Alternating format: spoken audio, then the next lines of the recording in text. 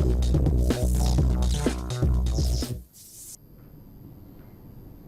very good evening to you. Thank you for joining us. Welcome to Sports Tonight. It's a very beautiful Thursday, and we're here to do what we love to do, which is to talk sports, update you with the latest in terms of happenings, not just in Nigeria, outside of Nigeria. We'll be doing plenty of that on the program tonight, and we'd like to just start by saying big thank you to you for allowing us walk into your homes and for giving us this privilege of talking sports with you, updating you with the latest going on around you. My name is Tony Ibitoye. I'm not alone on the show tonight, and I can also tell you that we have an impressive lineup of very important persons that will be coming on the show tonight. But starting off the show with me is Tunde Koiki. Tunde, good to have you join us on Sports Tonight this Thursday. Plenty to look forward to. Yeah, plenty to look forward to. It's been a most interesting day, and it's also been a very long day, especially if you live in Lagos.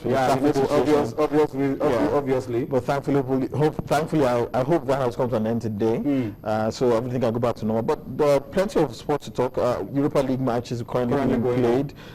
So much to talk about. All right, and of course, for those of you who follow European games, yesterday was dramatic, particularly in Rome. Manchester City went there, did the business, and qualified for the round of 16 in the UEFA Champions League. The draws will be made on Monday, so we'll know who is up against who on Monday after the draws must have been made. But congratulations to Manchester City.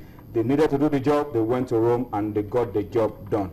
All right, we will try later on, maybe before the end of the show, to update you with some of the games currently going on in the Europa League. I hope we have enough time for that, but if we don't, we'll leave that for later.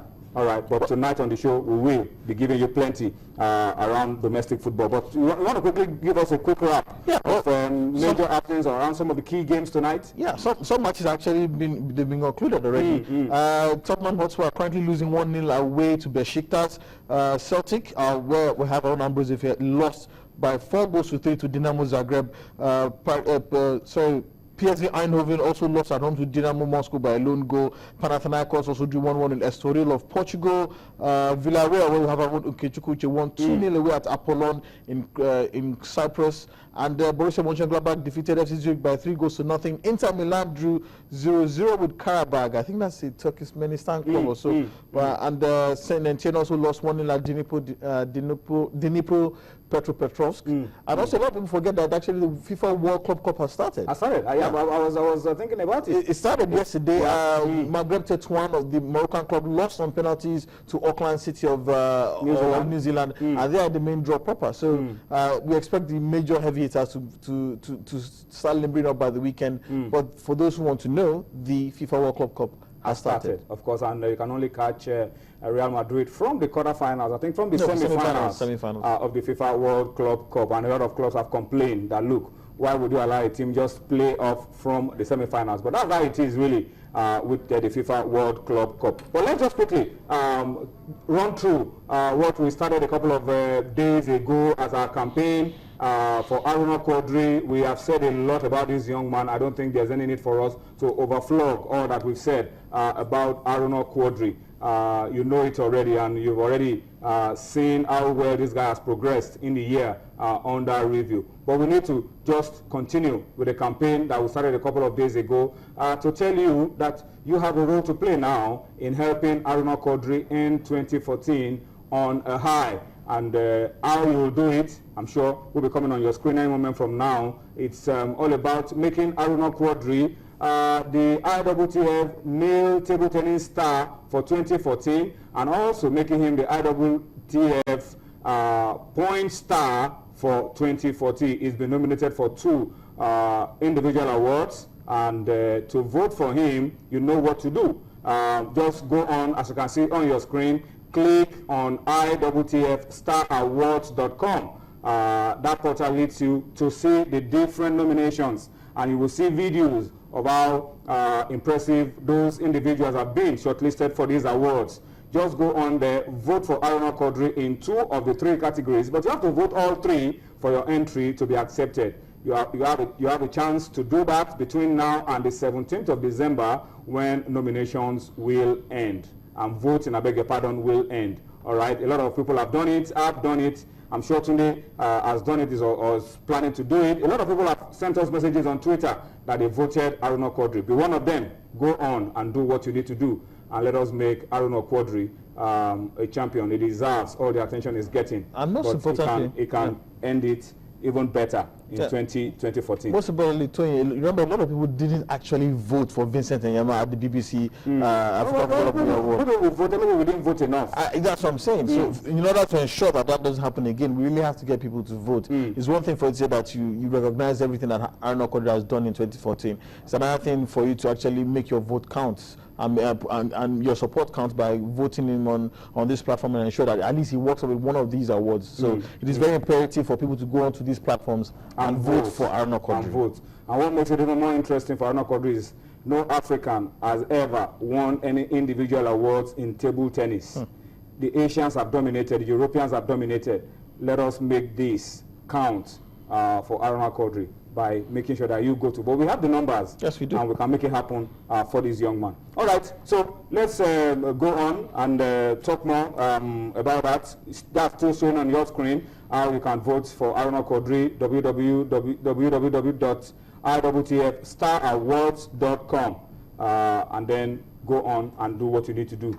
Let's help Aruna Quadri win this one. All right, plenty to talk about around Nigerian football. We will, in the next couple of minutes, be talking about our dream team. We hope we'll be getting across to Ayo Olu Ibidapo is in Abuja. I'll be giving us a lowdown on what happened today in the camp of the dream team. There was something important that happened. They had a very special guest. We'll talk about it. We'll also talk about the Flying Eagles. They are in Kaduna getting ready for the African Youth Championship in Senegal early next year. Tomorrow, Copa Lagos begins. And we have a special guest in the house who will come to talk to us not just about the biggest football academy in Africa. He will also be talking Nigerian football, and he will also be talking about the future of the game. And of course, being a Thursday, we'll be going to Washington. Sonny Young will be joining us tonight. He's been off the show for a while, taking a rest, but he's going to be back with us tonight. And of course, Femi Adefeso is also in the house. Femi will be giving us a lowdown on basketball. Plenty happening in basketball, home and abroad. So you can catch up with all of these that we have for you on the program tonight. All right? So don't forget, you can also talk to us. Take advantage of platforms shown on your screen, channels, iPhone Sports. For those of you who want to talk to us via Facebook. And if you want to tweet, take advantage of our handles currently showing on your screen at channels_sports at Tony Mitroye. These are handles that you can take advantage of. Talk to us, tweet us at these handles. We will be able to read your comments real time as we go on the show tonight. Okay, all right. So we expect Ayo Olu Ibidapo to speak to us any moment from now. But let's just tell you that today the Dream Team had a very special guest, and you begin to see the pictures while we wait for Ayo to call and update us. It was former Super Eagles captain, the most capped Nigerian player ever, Joseph Yobo. He showed up today at the camp of the Dream Team. And it was impressive because he was given an opportunity by the coach Samson Siasia to speak to these boys about how you can play at the highest level for a very, very long time. Amazing.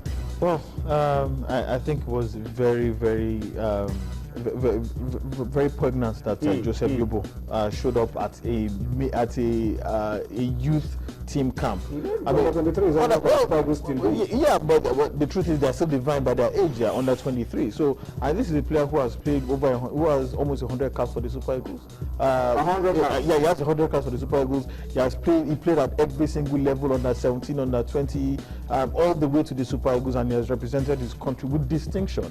So, I mean, when people like this come and tell you, they come to get you up and that you can make it as well if you put your head down, work hard about the things that you can achieve in the game. I think it's major inspiration for these players. It gives them something to look forward to. These are idols, these are heroes that a lot of them have watched when he played for Everton, when he played for Olympic Marseille, Standard Liège, also in the Turkish League with Fenerbahce as well. So these are the people that these players want to model their game on. So it's very important that the likes of Joseph Yobo, they give them inspiration going forward. And with what Samson Siasia is trying to build, he says he's looking for a young squad, a squad that can stand the test of time, a squad that in a decade from now they will still be relevant in Nigerian football. He's scouting academies, he's scouting youth teams. He's looking for players who are genuinely young, and I think we must give him all the support that he requires.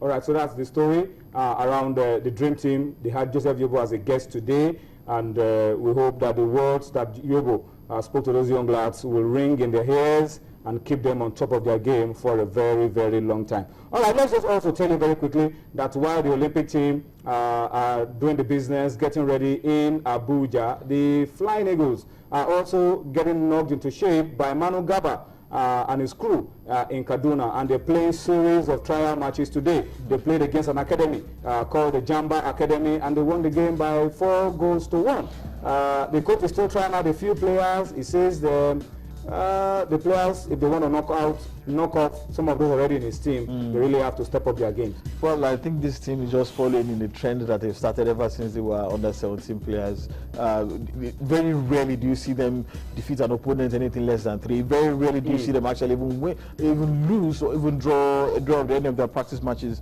And a lot of the personnel are still there. Some have gone. The coaching personnel is still intact. The same philosophy that ran through the team in under 17 level is still running through at the under 20 level as well. So it's good tune-up for them. The team is not perfect yet.